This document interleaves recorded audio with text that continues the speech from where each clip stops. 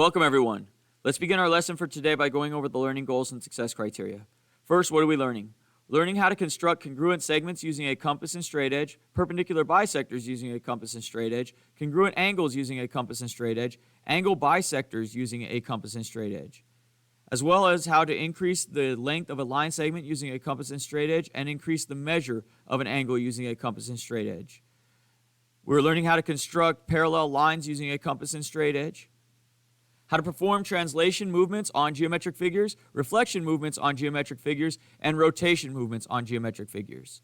How are we learning it? Through the Transformations Reassessment Assignment and the Constructions and Transformations MYP Assessment Assignment. When can we use this information? To create matching sets of furniture or recreate a piece of furniture, to cut boards into smaller equal pieces in order to create or repair furniture, to create a piece of furniture or decoration by increasing its size, to determine whether furniture will fit in areas of your house if you move them, to understand why mirrors invert the appearance of things by switching the left and the right, and to set the time on a non-digital clock.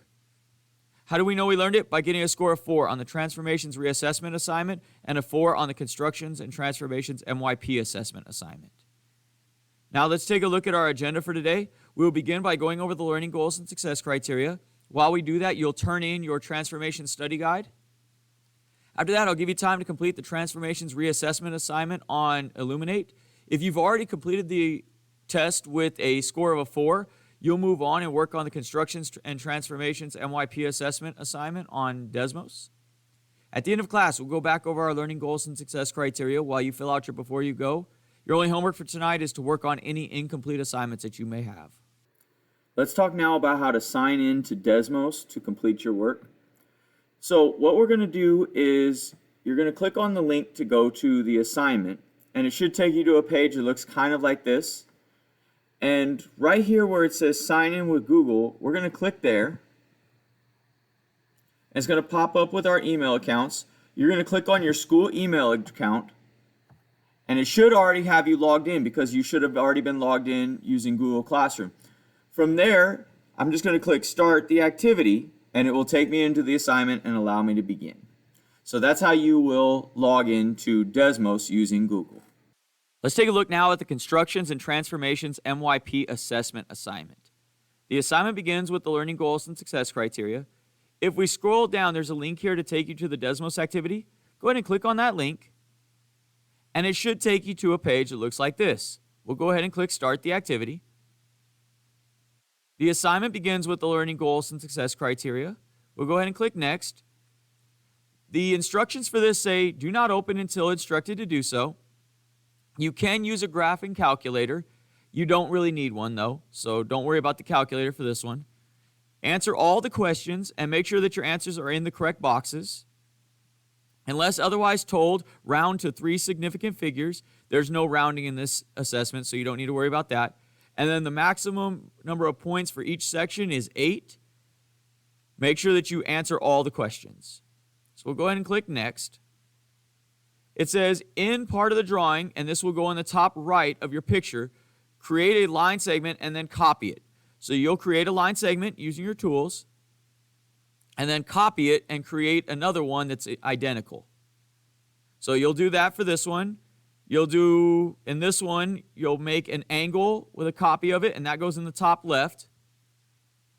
Then here in the bottom left, you're going to create a perpendicular bisector. And then here, you're going to create an angle and then create an angle bisector. And then here on slide 7, you're going to put it all together in the correct boxes. So if you do not put the parts in the correct box as instructed on the previous slides, you will not be receiving full credit for this.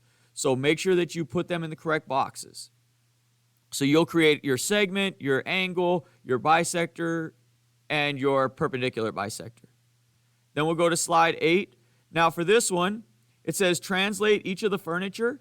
So you're actually going to draw it in. So let's say I want to move the chair over here. So I create a chair here that represents it with my dots.